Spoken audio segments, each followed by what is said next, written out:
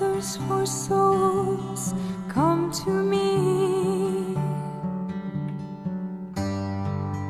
I thirst, I thirst.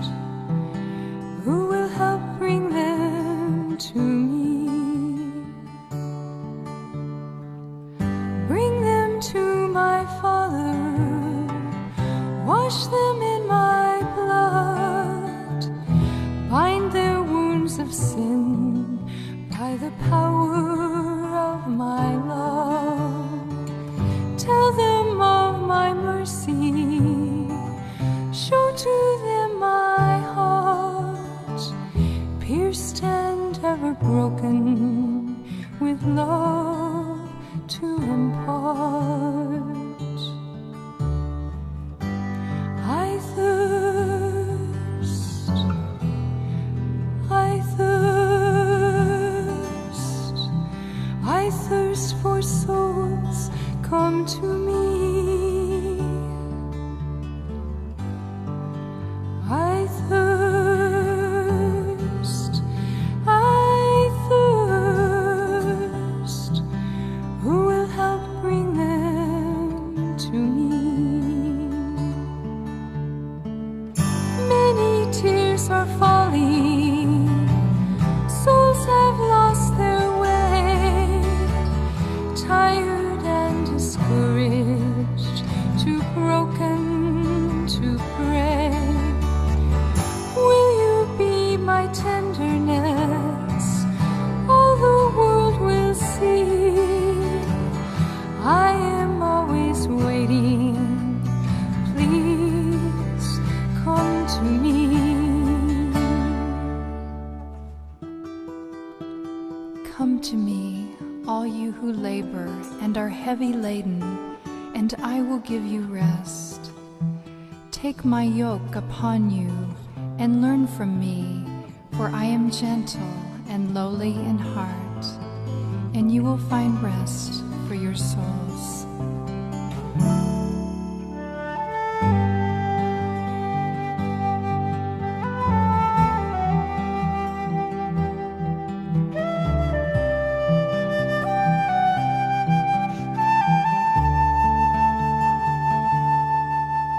I thirst, I thirst, I thirst for souls, come to me. Who will help bring them to me? I thirst.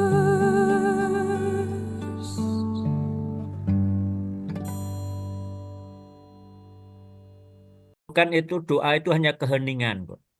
Bukan banyak kata-kata. Jangan-jangan kita bertanya, apakah tadi kita berdoa? Atau hanya mendengarkan atau nonton doa?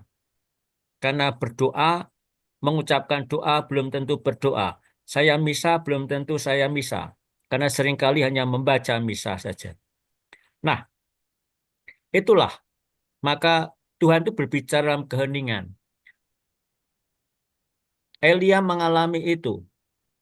Dia ngumpet di Gunung Horeb karena dia takut. Ada badai, ada tofan, ada guntur, dan Tuhan tidak ada di sana. Ada halilintar, Tuhan tidak ada di sana. Dan justru di tengah angin sepoi-sepoi, Tuhan itu ada dan berbicara. Tuhan berbicara itu dalam keheningan, dan terlebih keheningan hati. Maka kita ada dalam dunia yang bising, riuh, dan cenderung ingin sibuk dan aktif. Dan kita tidak kosong, dangkal, serba mau cepat, dan senantiasa diterpa oleh perkembangan. Doa pun membutuhkan keheningan dan ketenangan, bukan cepat.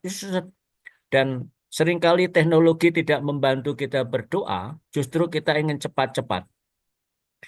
Nah, tidak berani tersembunyi karena kita ingin eksis, ingin tampil, ingin viral. Merasa penuh tetapi kosong. Dan itulah yang dikatakan Ibu Teresa bahwa kemiskinan orang kota itu lebih parah daripada kemiskinan orang desa. Karena apa? Kemiskinan rohani, pengalaman kesepian, sibuk tapi kosong, aktif tetapi tidak punya arti dan tidak punya makna. Lalu kita tidak berani untuk diam hening. Itulah penjara yang paling jelek, paling buruk oleh Yohanes Paulus kedua disebut adalah hati yang tertutup. Dan hati yang juga tertutup dari Tuhan.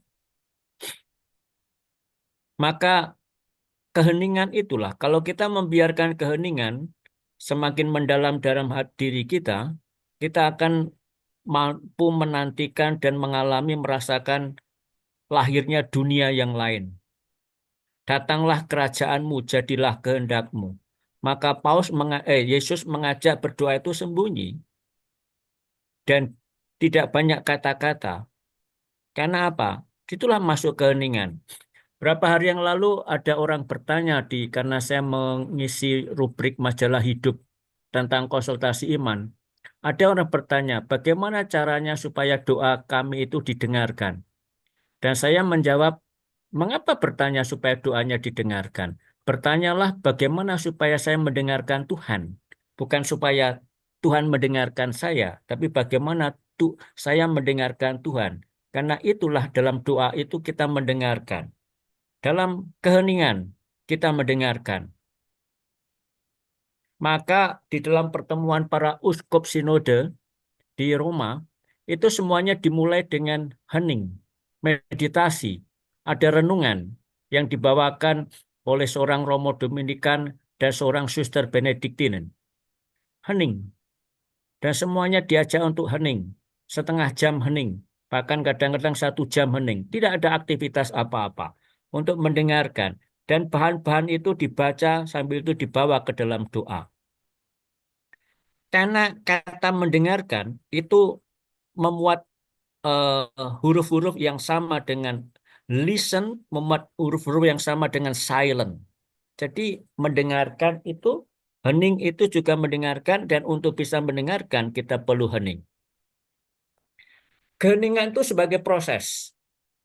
Hening membawa masuk ke dalam kedalaman diri, dan itu menggelisahkan. Mengapa keheningan itu menggelisahkan? Sebagai orang yang sehari-harinya mendampingi retret hening, retret pribadi, dan itu ternyata tidak mudah orang untuk masuk dalam keheningan. Dan seringkali orang gelisah dan tidak tahan. Karena apa? Semakin kita hening, itu semakin kita mengenali diri. Masuk dalam kenyataan diri yang rapuh. Masuk dalam melihat luka-luka diri. Dan juga masuk dalam kesadaran bahwa kita itu bergantung. Maka orang seringkali tidak tahan untuk hening dan tidak berani untuk hening. Karena hening itu berarti menanggalkan diri. Dalam bahasa Santo Paulus kepada suratnya kepada umat di Filipi, pengosongan diri itu berarti kenosis. Yang menanggalkan diri, keluar dari diri sendiri. Sebab pusatnya bukan lagi aku, tapi pusatnya Tuhan. Dan keheningan itu membutuhkan proses pemurnian diri. Pemurnian yang mengajak kita melihat dan berkaca bahwa saya itu rapuh, saya itu berdosa, saya itu lemah. Di hadapan Tuhan kita tidak bisa sombong, tidak bisa merasa diri baik. Dan hening itu untuk menegaskan diri. Maka hening itulah sikap pasif. Pasif untuk kembali jadi aktif. Jadi orang perlu menarik diri. Retret itu menarik diri. Tidak seperti retret ala pemerintah sekarang, retret itu baris berbaris. Dan kita juga seringkali kehilangan itu. Retret kita banyak aktivitas. Banyak hal, lalu kita bicara, ketemu ini dan itu. Dan akibatnya kita tidak punya banyak waktu untuk menjadi pasif. Mengasuh dalam kenyataan ketiadaan. Ketiadaan untuk menjadi ada. Kekosongan untuk menjadi berisi. Ibu Teresa mengatakan kalau seseorang tidak kosong, maka Tuhan tidak akan mengisi. Dan hening itu membiarkan diri dituntun dan dipakai. Supaya apa? Dia yang hidup. Paulus pun mengatakan bukan lagi aku yang hidup, melainkan Kristus yang hidup di dalam diriku. Membiarkan diri dan dituntun. Di dalam kitab suci, dalam tradisi gereja, kita punya dua teladan utama untuk itu. Maria, yang kitab suci mengatakan menyimpan semua dalam hati. Menyimpan dalam hati. Tidak diomongkan, tapi disimpan dalam hati. Bahkan ketika berdiri di bawah kaki salib pun diam. Bahkan ketika memangku jenazah Yesus diturunkan dari salib, diam. Bahkan dalam kisah para rasul ketika menemani para murid untuk menantikan Roh Kudus, diam. Atau seperti Yosef. Yosef oleh gereja dikatakan, mohon maaf dalam bahasa Latin, mempunyai prinsip in silencio et in spe erit fortitudo vestra. Dalam diam dan berharap, disitulah letak kekuatannya. Diam dan berharap. Yosef tidak pernah omong. Dalam kitab suci tidak pernah omong.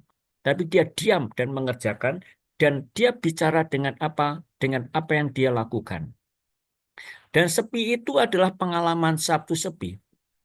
Kalau saya memberi retret 1 bulan, saya selalu memberi waktu untuk mengalami Sabtu sepi. Pengalaman kekosongan, pengalaman kesepian, pengalaman ketiadaan, pengalaman ke ketidakpastian saya mau apa, maka tidak memberi bahan, tapi membiarkan orang mengalami Sabtu sepi. Seperti pengalaman para murid itu. Tuhan yang tiada. Dan itulah yang dialami oleh Ibu Teresa bertahun-tahun, Tuhan yang tiada. Pengalaman kegelapan, pengalaman kekosongan. Dan itulah pengalaman Sabtu sepi. Dan kita sejujurnya tidak pernah mengalami Sabtu sepi. Karena hari Sabtu kita sudah berpikir nanti malam. Atau makan di mana, ini dan itu, pakaiannya apa, dan sebagainya. Romo-romo juga sama saja. Maka kita diajak pada pengalaman itu.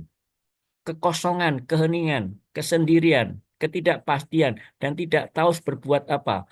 Tidur tidak nyenyak, makan tidak enak. Dan itulah dikatakan kesepian adalah langkah pertama dalam penyucian kita. Dari Santo Basilius Agung menjadi hening. Itu langkah pertama supaya kita menapaki jalan kesucian. Dan Santo Ambrosius pun yang menjadi gurunya Santo Agustinus mengatakan dalam banyak hal keheningan itu membahayakan. Berbahaya, menggelisahkan, menakutkan. Karena itu membuat kita gelisah dan bertanya. Santo Agustinus pun menjadi bertobat ketika dia diajak masuk dalam keheningan. Dan dia merasa gelisah tentang masa lalunya. Dia menjadi bertanya tentang apa yang dicari. Dan dari situlah dia mampu menemukan Tuhan yang bicara dalam keheningan itu. Hening, pening, bertekun untuk mendengarkan. Maka itu tampak dalam sikap yang tenang, sikap yang seringkali tidak perlu bicara kok. Tidak perlu bertanya, karena iman itu pertama-tama adalah menerima, bukan penjelasan. Iman itu pertama-tama adalah kesediaan untuk menanggung, bukan pertama-tama untuk mempertanyakan ini dan mempertanyakan itu. Dan kalau kita mempertanyakan ini, mempertanyakan itu, mudah bertanya ini, bertanya itu. Paus Fransiskus dalam Gaudete et Exsultate, surat tentang kesucian, bertanya-tanya. Jangan-jangan kita akan terjebak dalam kesesatan zaman modern ini. Selalu ingin kepastian, program, pertanyaan ini dan itu, melakukan ini, melakukan itu, mendalami ini, mendalami itu. Akibatnya apa? Kita tidak melihat bekerjanya rahmat. Rahmat itu bekerja di tengah keheningan, di tengah kesepian, di tengah kekosongan, bahkan di tengah penyataan yang ketiadaan itu. Maka itulah akhirnya masuk dalam kenyataan hati. Karena doa itu menumbuhkan hati. Sehingga hati itu semakin mampu untuk menerima karunia agung, yaitu siapa? Yaitu Allah sendiri. Bukan saya yang hidup, melainkan Kristus yang hidup dalam diriku. Dan itulah berdiam dalam Dia. Saya memakai ungkapan Paus. Kita bisa sibuk dalam berbagai macam hal. Bahkan jangan-jangan juga lia, love in action. Namun bisa jadi tidak ada iman, sekedar aktivitas. Bila tidak ada doa. Karena apa? Karena kita tidak membiarkan diri dituntun dan dilayani oleh Tuhan. Itulah yang dilakukan oleh Marta. bukan Suster Marta. Marta yang sibuk dengan ini dengan itu, lalu dia marah ketika melihat Maria hanya duduk diam mendengarkan Tuhan. Lalu dia meminta kepada Yesus supaya mengingatkan Marta supaya membantu dia. Lalu Yesus mengatakan, Marta, Marta, engkau sibuk dengan berbagai macam hal. Tapi Maria memilih yang terbaik. Membiarkan diri untuk diam, tidak sibuk, tidak ini dan itu, dan membiarkan diri dalam tanda petik dilayani Tuhan. Membiarkan diri Tuhan sendiri yang bicara, Tuhan sendiri yang bekerja, dan membiarkan diri dituntun untuk itu. Itu dalam kisah kakak adik Marta dan Maria. Maka kita diajak untuk berani diam, mendengarkan. Ada saat untuk berhenti, ada saat untuk diam dan mendengarkan. Yesus pun pergi ke tempat yang sunyi, sendirian, tengah malam, di tempat yang sunyi, bergumul dengan Allah, membuat penegasan akan kehendak Allah, dan mencecap perkara di dalam dia. Semuanya dibawa kepada Tuhan dan dicecap. Maka orang mengatakan Paus Fransiskus itu memutuskan tidak di ruang rapat. Apalagi Zoom, tidak. Paus memutuskan di mana? Paus memutuskan di kapel. Hari-hari ini pun di tengah sakitnya Paus membuat keputusan-keputusan. Dan keputusan dibuat sendiri di kamarnya, baik di rumah sakit maupun sekarang di apartemen Santa Marta, sendiri. Menandatangani dokumen ini, laporan ini, dan laporan itu, dan semuanya itu dibawa di dalam doa. Mencecap perkara di dalam dia, supaya apa? Semuanya itu hendak ditegaskan dan diputuskan di hadapan Allah. Maka membiarkan inisiatif sepenuhnya dari Allah. Bukan lagi aku yang hidup, namun Kristus yang hidup dalam diriku. Inisiatif sepenuhnya dari Allah, bukan diriku, bukan saya. Maka bahaya kalau doa pun menjadi sekedar aktivitas. Saya karena banyak terlibat di kalangan suster-suster, saya tuh kadang-kadang berdoa. Suster berdoa. Berdoa Romo. Suster berdoa. Berdoa Romo. Suster berdoa. Lalu suster itu ragu-ragu menjawab. Saya menjalankan acara doa, mengikuti jadwal doa. Itu belum tentu saya berdoa. Karena apa? Aktivitas doa yang lebih dijalankan. Maka Tuhan mengatakan bukan yang berseru kepadaku Tuhan, Tuhan yang akan masuk dalam kerajaan surga. Maka membiarkan diri kekosongan, membiarkan diri keheningan, bahkan membiarkan diri apa? Seakan-akan saya tidak berbuat apa-apa. Maka doa sejati itu doa yang masuk dalam keheningan, diam. Ungkapan kepatuhan akan janji, itulah doa. Janji adalah apa? Janji bahwa Allah itu setia dan janji itu adalah Allah menyelamatkan. Dan kita paham mengapa 3 murid ketika diajak berdoa oleh Yesus di Taman Getsemani, mereka tidur. Karena mereka tidak tahan dalam suasana aura, pertanyaan, pergulatan, dan pergumulan. Dan itu menyakitkan. Maka lebih baik tidur saja. Dan orang sulit memahami. Petrus lebih senang melihat Yesus yang menampakkan kemuliaannya di Gunung Tabor. Tapi berat bagi dia untuk memandang bahwa kemuliaan Tuhan itu secara nyata ada di tengah pengalaman kekosongan, ketiadaan, kesepian, yaitu kekosongan, ketiadaan, kesepian, baik di Taman Getsemani maupun di kayu salib di Golgota. Eloi, Eloi, lama sabachthani. Allahku, Allahku, mengapa engkau meninggalkan aku?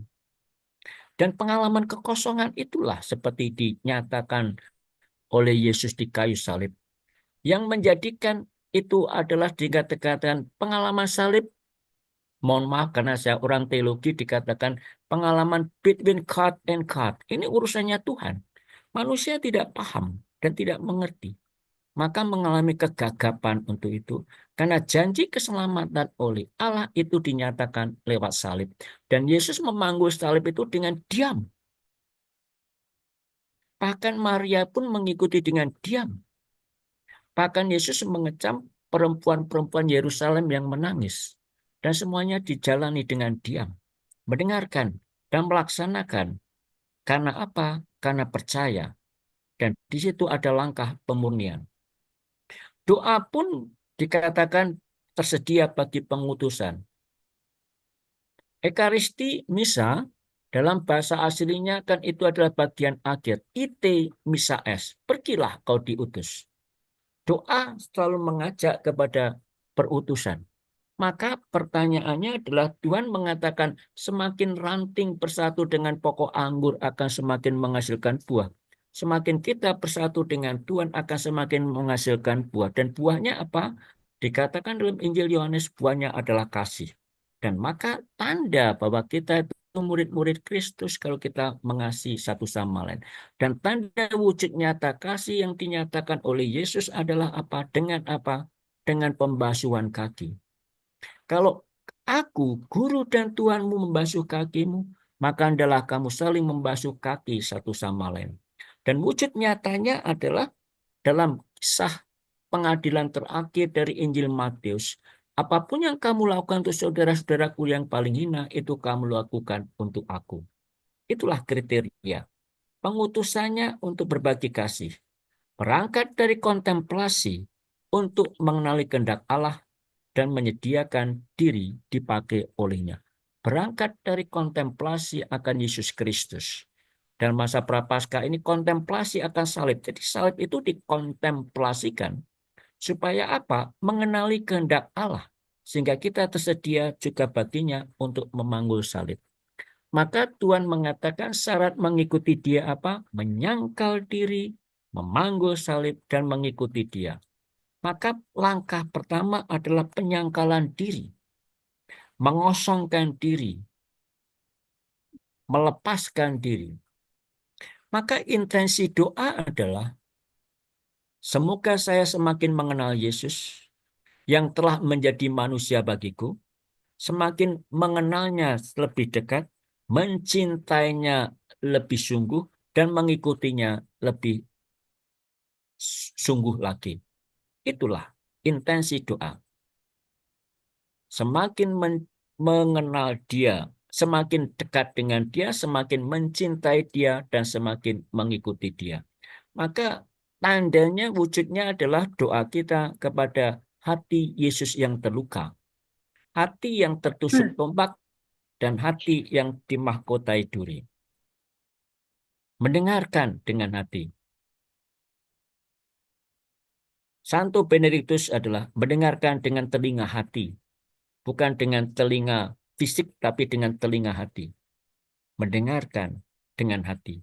Maka mendengar itu beda dengan mendengarkan. Mendengar belaka, seringkali kita mendengar untuk segera menanggapi, tapi kita tidak mendengarkan dengan mencecap perkaranya dalam-dalam.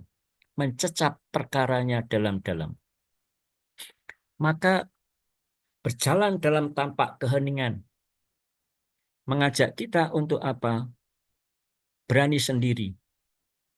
Santa Teresa Lisieux itu pelindungnya Ibu Teresa. Menyadari bahwa senantiasa pada saat sendiri ada malaikat yang menuntun. Setia pada jalan sempit tapak kecil, itulah Santa Teresa Lisieux. Jalan sempit, bukan jalan ketenaran dan ini. Bukan kisah sukses, namun langkah setia. Sabar dan tekun, diam dan mendengarkan.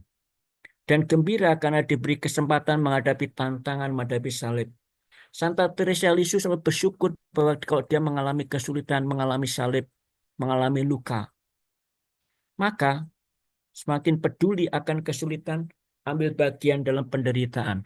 Bahkan Santa Teresa Lisieux berjanji bahwa dia akan memberikan bunga mawar kepada mereka semua yang sedang mengalami kesulitan, tantangan, pergumulan.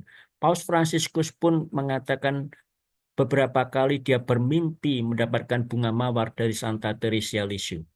Karena dia sedang menapaki, memimpin gereja, menggembalakan gereja itu memasuki jalan sunyi dan jalan sepi.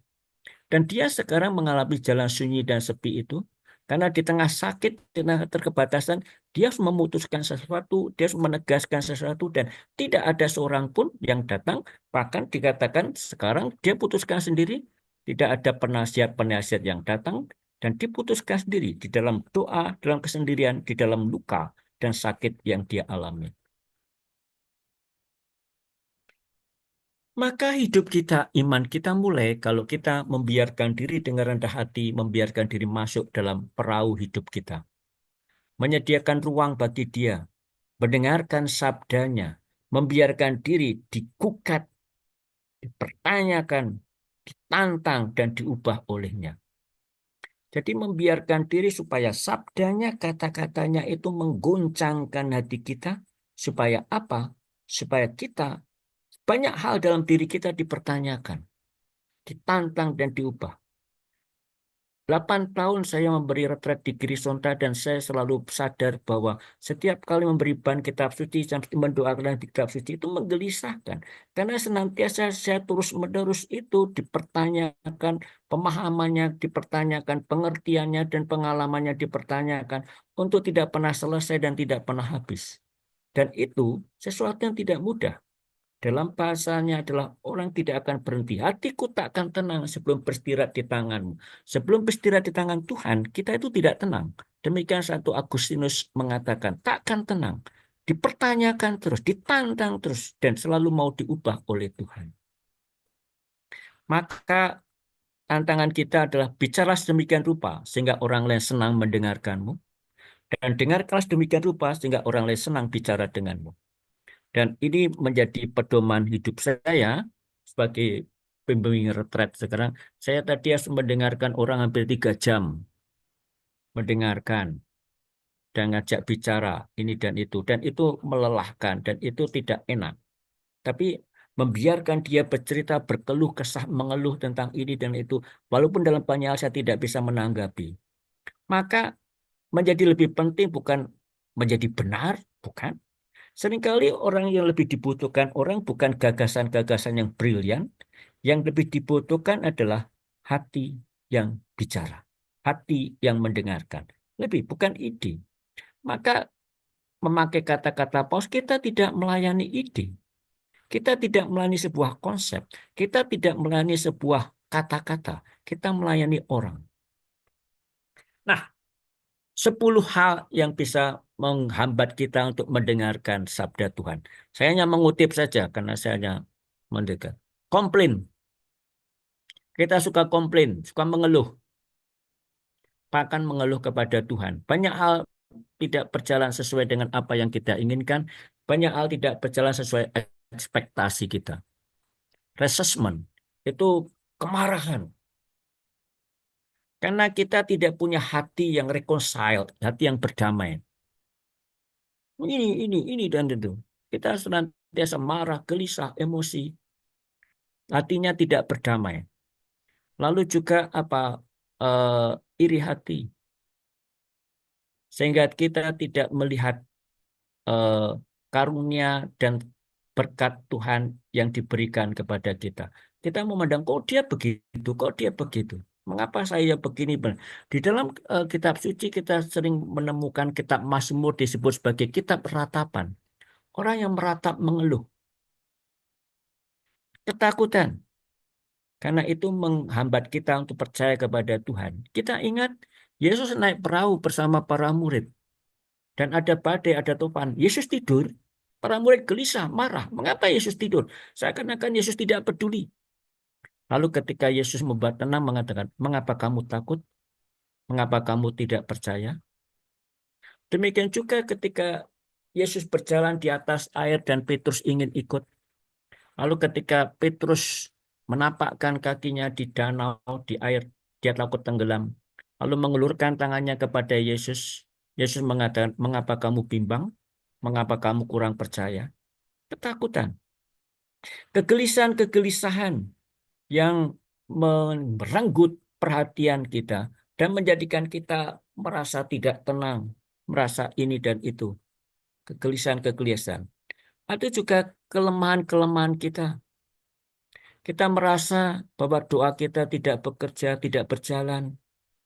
Lalu kita merasa, sudahlah ngapain berdoa. Ya sudahlah yang penting Prapaskah ada jalan salib. Yang penting nanti Mei Rosario. Yang penting ini apa Juni Hati Kudus Yesus. Yang penting ini begitu. Seakan-akan kita hanya melakukan itu, tapi kita hanya sekedar menjalankan saja atau melakukan ya. Sudah ini kan kewajiban. Kelemahan kita. atau kesia-siaan. Kita menyesuaikan diri dengan eh, daya pikat dunia, sehingga hidup kita itu dangkal. Kita tidak mendalam. Udah ke sana kemari ini dan itu dangkal. Atau mediocrity, atau itu suam-suam kuku, hangat-hangat tai ayam. Dan akibatnya apa? Kita ya tidak berkembang begitu-begitu saja, hanya begitu-begitu saja. Dan kita perlu bertanya, jangan-jangan kakak itu hanya begitu-begitu saja. Tiap Jumat ada Zoom, ada pertemuan doa, ada lia, ada ini, dan hanya begitu-begitu saja. Dan jangan-jangan kita tidak berkembang, kita hanya berjalan, tidak ada kemajuan atau tidak ada pertumbuhan dalam hidup rohani kita. Atau juga eh, penghalang hambatan lain adalah masa lalu kita. Kan ingatan akan dosa-dosa kita, kerapuhan kita, sehingga kita merasa tidak pantas, merasa kita tidak layak. Di dalam hidup rohani disebut sebagai pengalaman scruple. Orang yang terhambat, terganggu oleh rasa salah, rasa lemah, rasa rapuh. Sehingga itu masa lalu itu menghambat. Di dalam pengalaman retret pribadi, seringkali menemani orang tuh bergulat dengan masa lalu. Baik pengalaman dalam keluarga maupun pengalaman misalnya tentang awal-awal perkawinan, tentang ini dan itu, masa muda dan sebagainya. Lalu yang terakhir penghambatnya adalah fantasi-fantasi. Karena ada imajinasi-imajinasi, gambaran-gambaran atau pikiran-pikiran, keinginan-keinginan yang menjadi distraksi. Distraksi itu menghambat. Kita tidak terlalu menjadi fokus, kita lalu menjadi ke sana kemari, akibatnya menghambat kita, menghalangi kita untuk mendengarkan suara Tuhan. Ini secara umum saja, kita tidak usah melihat ini satu-satunya kebenaran. Hanya yang ini saya punya, walaupun ada beberapa hal yang lain, hanya sebagai gambar untuk melihat bahwa ada 10 hal yang bisa mendengarkan kita untuk sulit hening, untuk sulit mendengarkan. Komplain, emosi, kemarahan, ketidakpuasan, iri hati, ketakutan, kegelisahan, kecemasan, yang di dalam bahasa Injil dikatakan tentang kegelisahan, kecemasan. Bukankah burung pipit diberi makan oleh Tuhan dan tidak perlu berpikir ini dan itu? Kita gelisah, cemas, atau karena kelemahan-kelemahan kita, kesia-siaan kita karena kita punya gagasan, keinginan yang sebenarnya sia-sia saja, sehingga menjadikan kita hidup tidak mendalam, hanya suam-suam kuku, hangat-hangat tai ayam, dan akibatnya kita hanya seakan-akan melakukan banyak hal tapi jalan di tempat. Masa lalu kita atau juga fantasi-fantasi kita, keinginan, bayangan-bayangan, pikiran-pikiran kita yang menjadikan kita terdistrak, terhambat, terganggu untuk mendengarkan sabda Tuhan. Nah, maka dalam keheningan, diam, kita akan belajar untuk mendengarkan kebenaran yang tersembunyi dalam kitab suci. Maka kita perlu belajar seni keheningan batin. Belajar untuk itu. Seni keheningan batin. Kita kadang-kadang sulit hening karena kalau ada apa-apa, sekarang misa pun sekarang orang lebih suka mengeluarkan HP, foto, ini dan itu. Dan akibatnya ini terjadi. Akibatnya kita tidak sungguh hening dan tidak sungguh mengikuti Ekaristi. Dalam keheningan hati Tuhan bicara. Kita membutuhkan keheningan untuk semakin mampu menyentuh jiwa. Menyentuh jiwa. Bukan aktivitas, hati, jiwa. Nah, 5 cara sederhana untuk mencoba mempraktekkan keheningan. Kita diajak untuk pertama-tama membuat sebuah percakapan yang berarti. Jangan hanya bicara, hanya sekedar bicara. Atau akhirnya kita omong kosong. Hanya ngobrol ngalur ngidul, omon-omon belaka. Hanya demi ngisi waktu. Yuk ngobrol yuk. Yuk kafe yuk. Gini dulu. Tapi akibatnya tidak ada pembicaraan yang punya arti. Maka menghindari itu. percakapan-percakapan yang sekedar percakapan belaka. Ketemuannya sekedar ketemu belaka. Lalu menjaga lidah kita kalau kita ingin komplain. Menahan diri. Lalu hanya memberikan pendapat kalau itu dibutuhkan. Tidak segala hal kita harus memberikan pendapat. Eh, apa namanya? Senantiasa menjaga supaya apa? Supaya kita jangan mengisi segala hal dengan suara, kebisingan, dengan ini dan itu.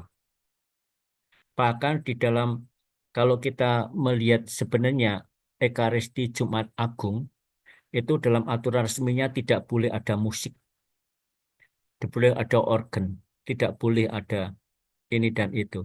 Dan itu bahkan di malam Paskah itu pun sampai sebelum kemuliaan lampu sama sekali tidak dinyalakan. Dan mengapa di gereja-gereja kadang-kadang cuma suci ada organ, lalu malam Paskah lampu dinyalakan walaupun tidak semuanya. Itu karena apa?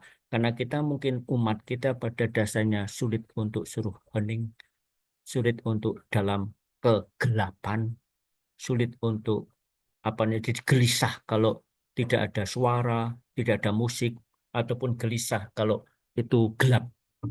Maka bagaimana gitu? Lalu tetap apa namanya diam ketika kita ingin mengkritik orang. Nah, ini diambil dari sebuah artikel The Practice of Silence for Lay People.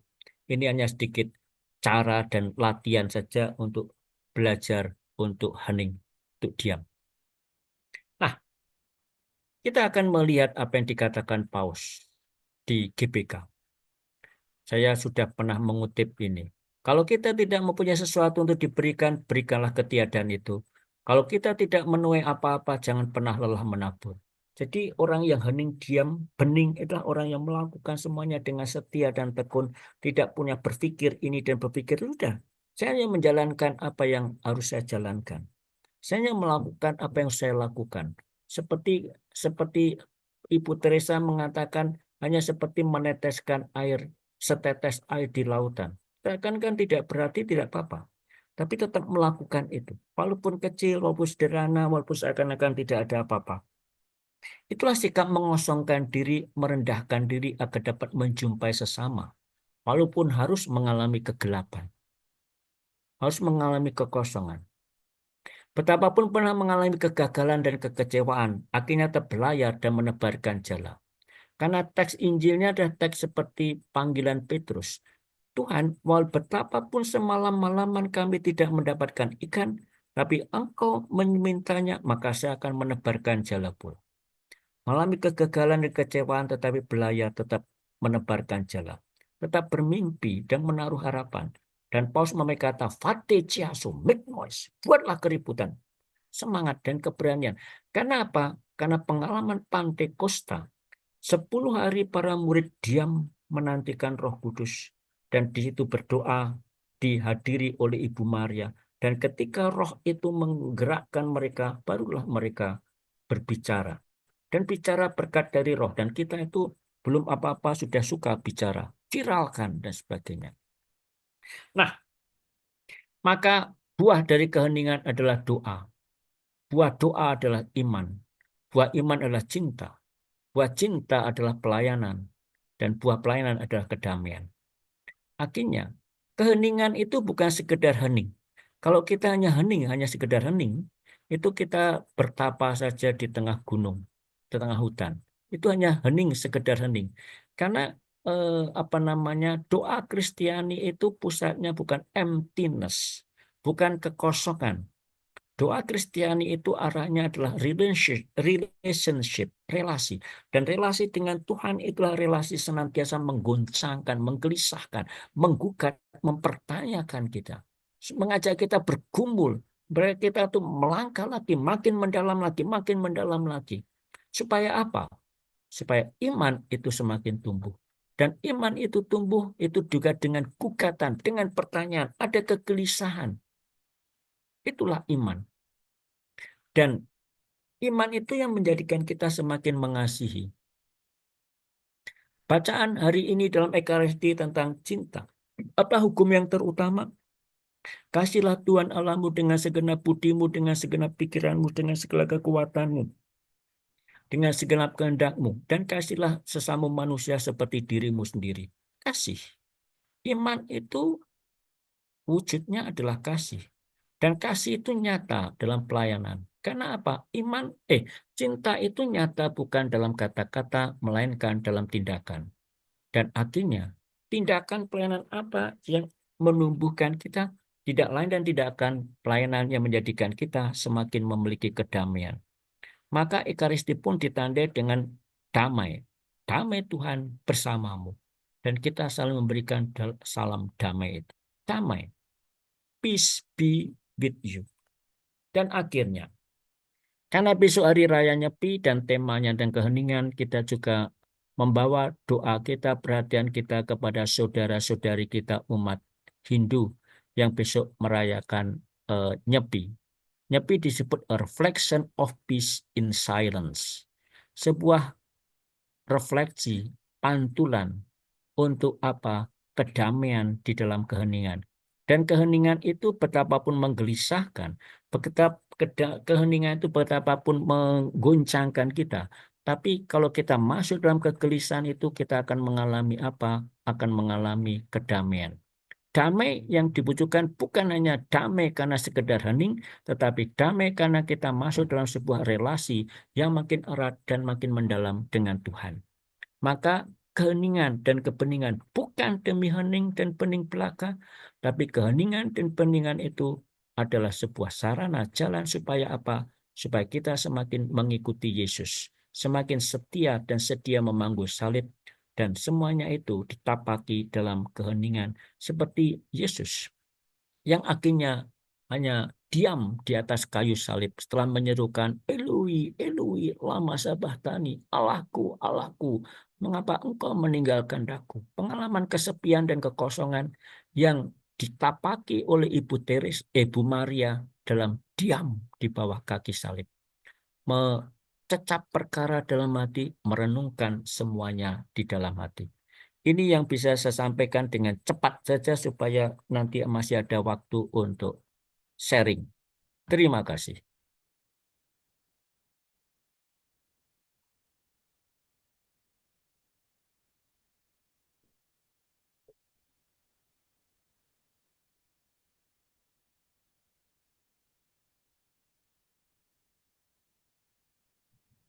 Suara masih mute, Rose.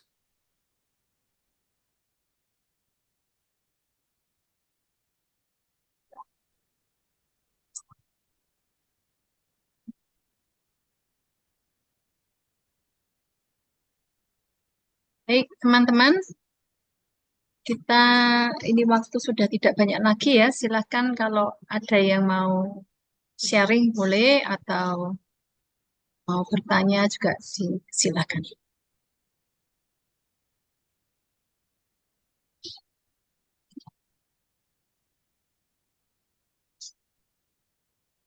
Siapa yang mau bertanya atau sharing silakan.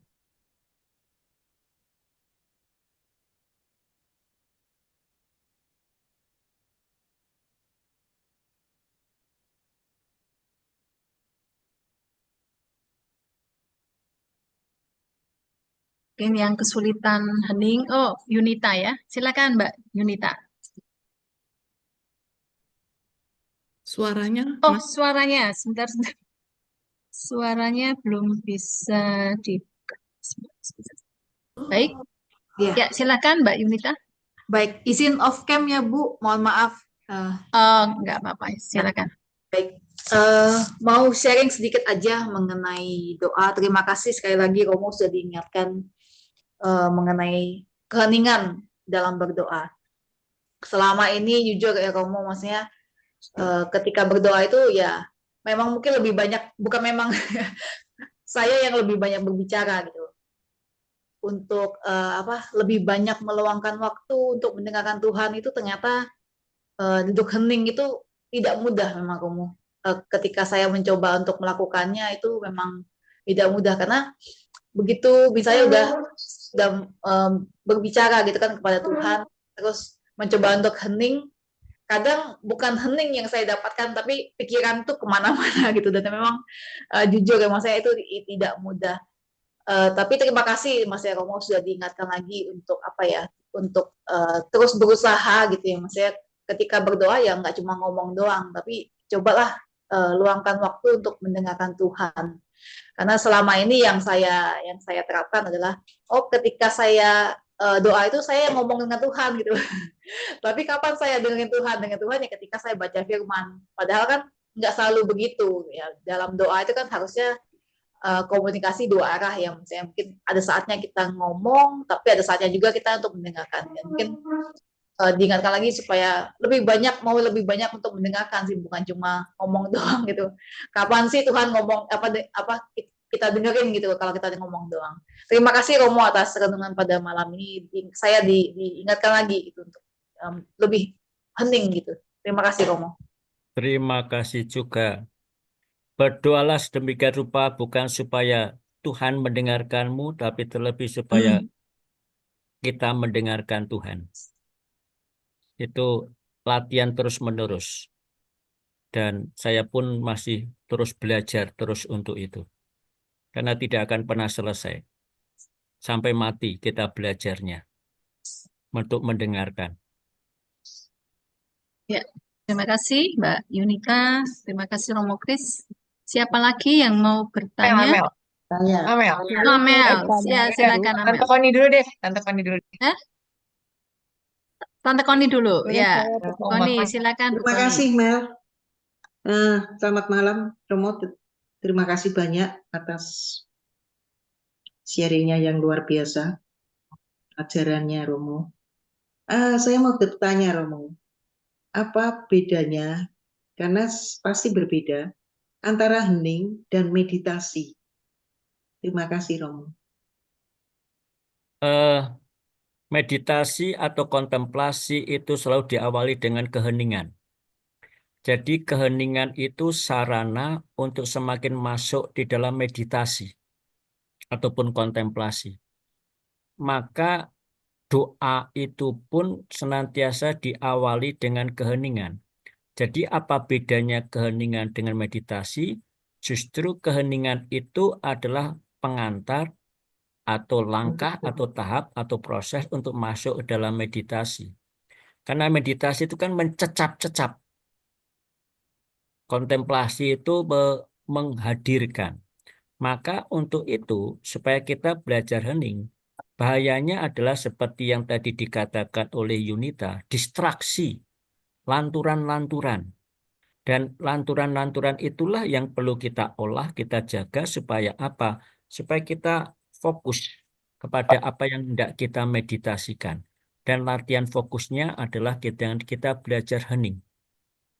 Belajar untuk diam, belajar untuk melepaskan semuanya, supaya kita semakin fokus pada sabda Tuhan, tetapi juga semakin fokus pada bahwa kita itu hadir di hadapan Allah. Doa itu kan seperti katakan Yunita itu, doa adalah percakapan dengan Tuhan. Maka kita juga perlu sadar kita hadir di hadapan Allah. Tapi kalau kita tidak bisa hening, seperti saya omong berdua dengan Bu Koni, tapi saya sibuk dengan pikiran saya, atau sibuk dengan HP saya, sibuk dengan ini dan itu, maka yang terjadi bukan percakapan. Hanya omong doang, omon-omon. Tapi tidak terjadi perjumpaan dan percakapan. Tetapi untuk itu kan perlu hening. Maka percakapan berdua itu kadang-kadang diawali dengan kita diam dulu ya. Atau kita membereskan distraksi-distraksi pikiran-pikiran yang ada supaya kita bisa fokus kepada keheningan. Sehingga keheningan itu mengantar kita untuk masuk dalam meditasi. Demikian Bu Koni. Ya, maaf Romo, saya belum mengerti ya. Jadi hening itu apa? Maksudnya Romo, apakah ada satu ayat atau kita harus membaca Injil atau kitab suci, kemudian satu ayat itu kita hening? Atau pikiran kita bagaimana itu Romo? Karena kalau meditasi itu saya ikut tuh meditasi Yesus. Jadi Yesus begitu saja. Tapi kalau hening itu bagaimana ya? kan memang seperti yang dikatakan juga kita bisa melantur. Jadi fokus apa Romo untuk hening? Terima kasih Romo. Hening itu bukan ayat, tapi membiarkan diri kita kosong. Menata dan mengolah juga pikiran-pikiran kita, lanturan-lanturan kita, atau dalam bahasa sering disebut distraksi-distraksi kita. Tapi distraksi itu bisa dari pengalaman masa lalu. Ada sesuatu, karena dalam hening kadang-kadang luka masa lalu itu muncul dan terangkat. Ingatan masa lalu terangkat. Dan itu tidak usah memakai ayat atau apa. Nah, meditasi itu kalau Ibu Koni meditasi Yesus, kata-kata Yesus, tapi meditasi yang juga biasa dilakukan adalah dengan memakai teks kitab suci. Jadi teks kitab suci itu dimeditasikan. Nah, itu bisa terjadi dan bisa juga dengan memakai teks dari bacaan harian. Saya biasanya akan memakai doa itu dari teks bacaan harian, bacaan liturgi harian. Dan itu saya meditasikan atau saya kontemplasikan. Tetapi untuk itu saya perlu hening, punya waktu untuk hening. Supaya apa? Supaya tidak diganggu oleh lanturan-lanturan, oleh pikiran-pikiran, atau oleh ingatan-ingatan, atau juga oleh beban-beban pekerjaan, atau oleh rasa kesal, rasa jengkel akan sesuatu. Maka kita perlu membaca itu, menilai itu, supaya segala sesuatu bisa ditempatkan. Maka keheningan itu pertama-tama dilatihkan dengan apa? Dengan latihan penafasan. Nafas yang teratur, hening, diam, dan segalanya. Itu yang bisa kita lakukan itu tidak usah dengan ayat-ayat, tetapi kan bisa jadi misalnya saya sedang belajar hening, tapi tiba-tiba kaki saya kesemutan. Saya fokus pada bagian di mana saya kesemutan itu. Supaya apa? Supaya semuanya itu bisa saya tanda petik, saya handle, saya kuasai. Sehingga kita bisa menguasai itu.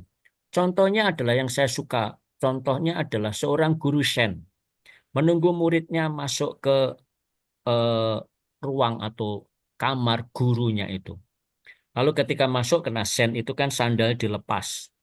Lalu ketika masuk gurunya bertanya, sandalmu ada di sebelah kanan atau sebelah kiri sandalku, sandal saya.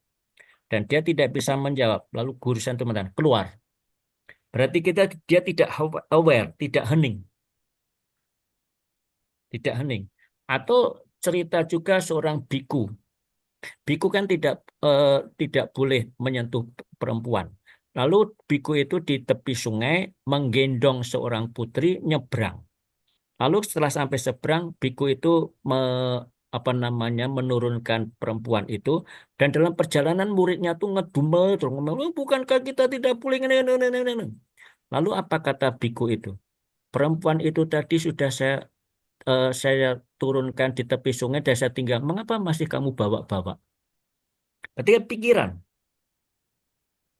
Nah, maka kita perlu menjernihkan dan menata itu. Tidak mengatakan pikiran itu salah, tapi perlu kita menjaga dan menata itu.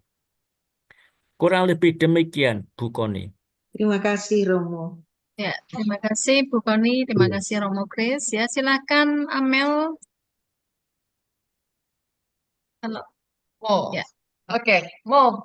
Jadi gimana mau mulai heningnya mau? Wah, kalau yang tanya Amel ini ya begini. Bingung kan? Hening itu adalah bagaimana di tengah situasi itu saya mengambil tenang dulu, menata nafas. Misalnya saya melakukan sesuatu, melakukan ini dan melakukan itu.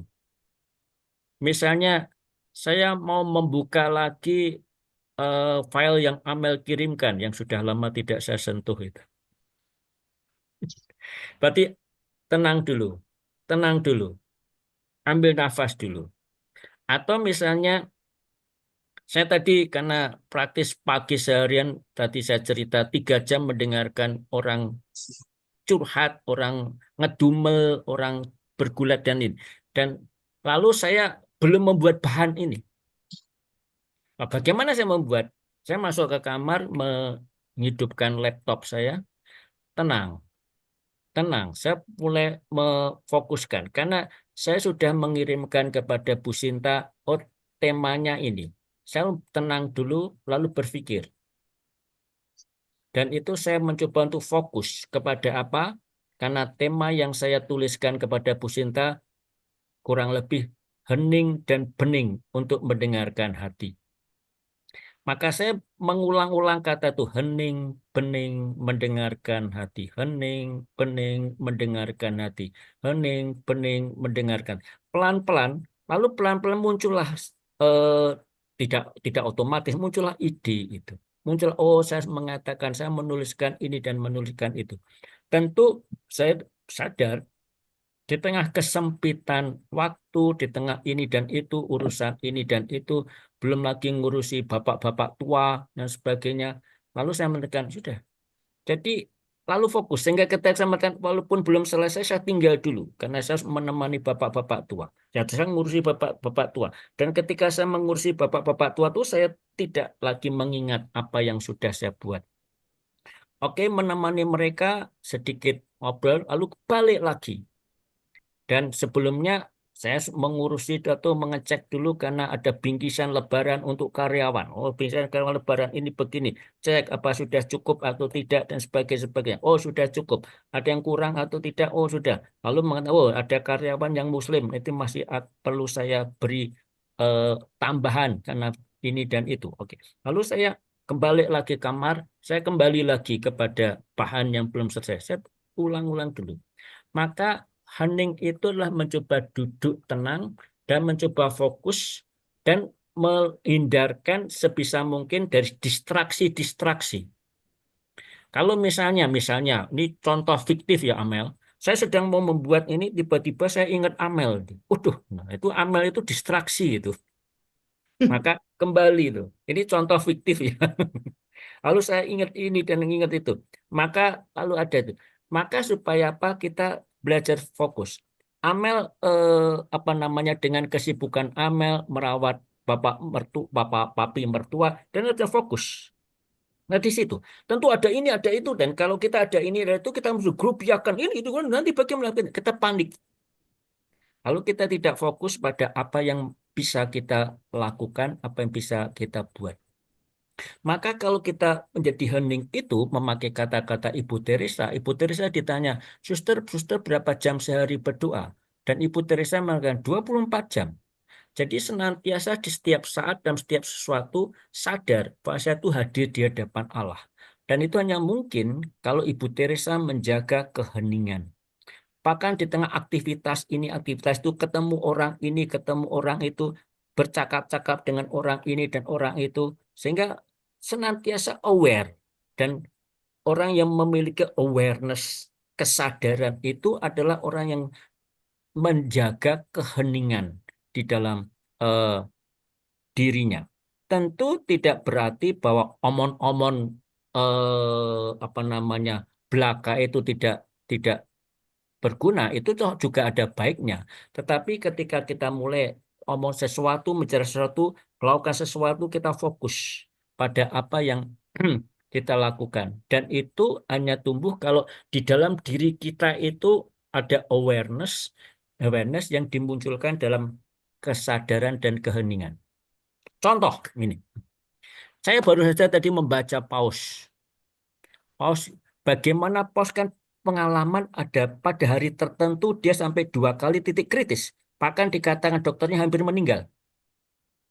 Nah, itu titik kritis dan dokternya agak panik dan sebagainya. Tapi melihat wajah Paus itu tenang saja itu.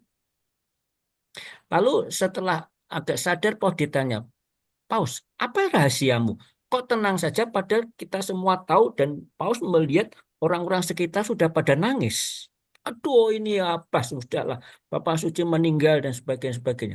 Paus mengatakan apa?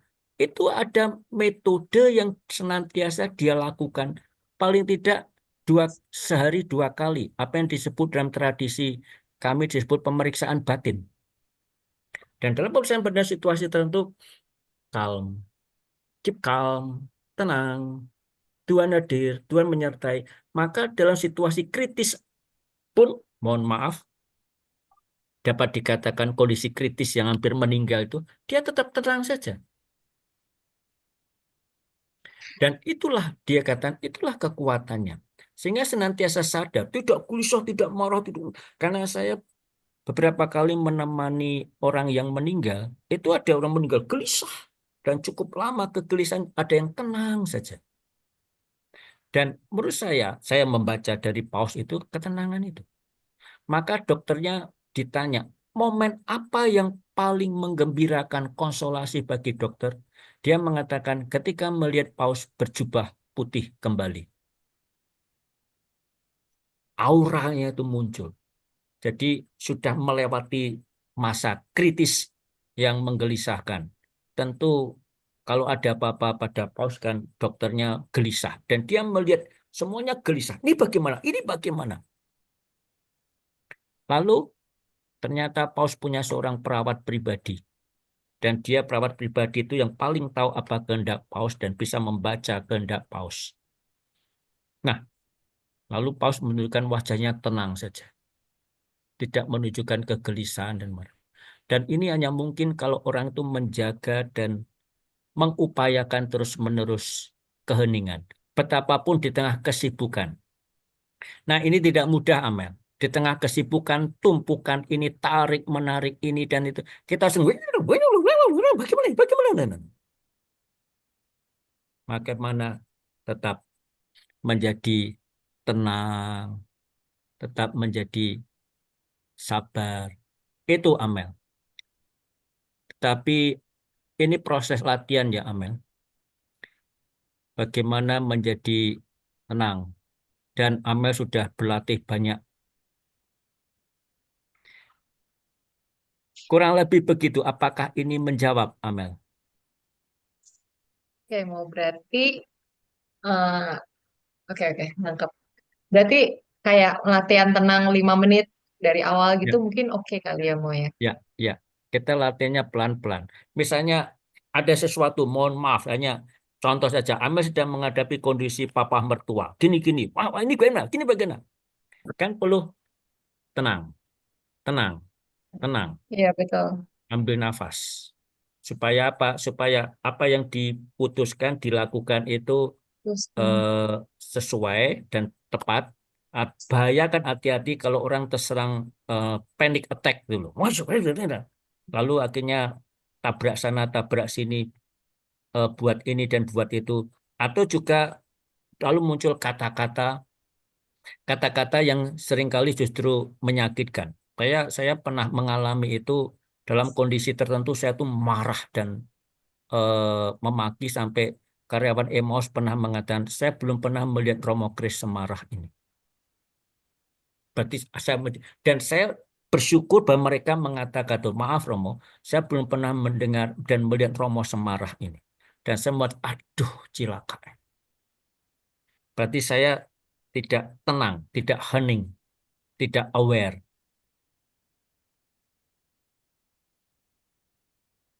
oke, thank you Mo. You are welcome. Ya, terima kasih Amel, terima kasih Romo. Untuk ada filosofi Jawa ya, lelakuning sembayang yang suka juga eh, diambil oleh Monsinyur Pujo pada waktu itu, yaitu neng ning nung nang ya, meneng, wening, dunung dan menang. Itu apakah itu juga bisa dipakai di kita sebagai orang Kristen ya? Filosofi Jawa itu. Menang, wening, dunung dan menang. Ya, eh, bisa saya bias karena saya orang Jawa. Orang Jawa itu memang punya kebiasaan tradisi untuk diam. Ya, mohon maaf, karena saya dulu beberapa bulan, mohon maaf kalau ada orang dari Sumatera Utara, saya merasa bahwa saya kadang-kadang karena saya sedang membimbing retret suster-suster dari Medan. Kadang-kadang mengatakan, saya kadang-kadang menyindir orang Batak itu sulit untuk diem. Ya. Dia hanya ketawa, betul Romo. Tetapi lepas dari itu, kebiasaan untuk hening, untuk diam, untuk tenang. Dan saya belajar dari orang tua saya, dari bapak saya. Bapak saya itu tiap jam 12 mesti bangun dan doa rosario.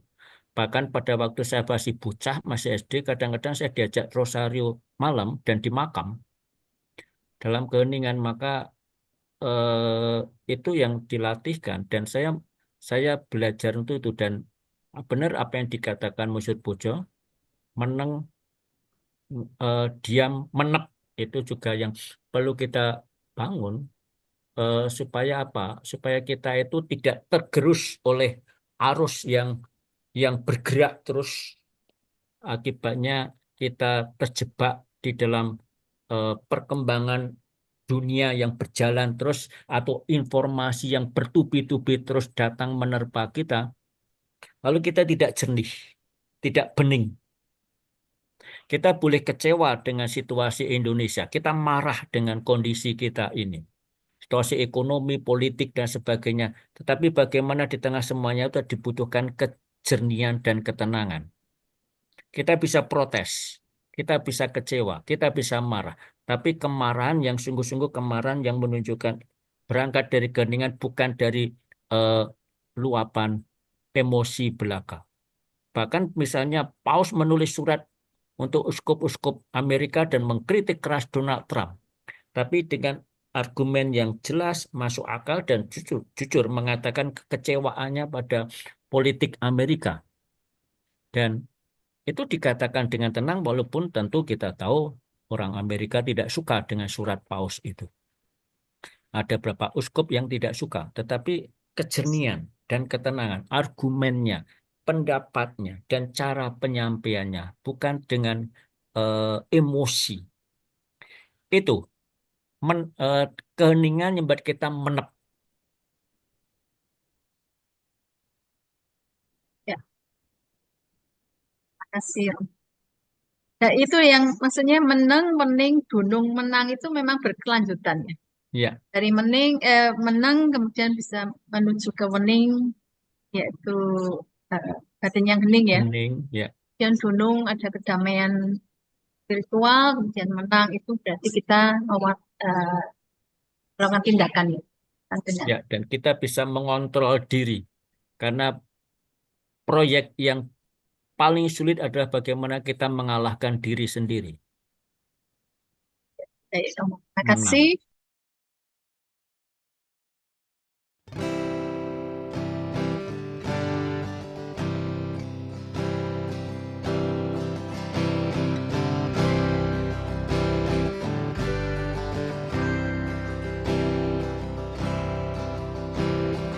Come follow me. Leave all and gather the few.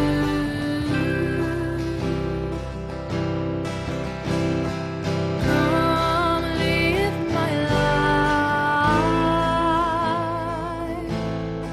Will you refuse? Will you refuse? Come carry me into the dark of the pole. Come be my light. Come be my love. Come carry me into the darkest of holes. Come be my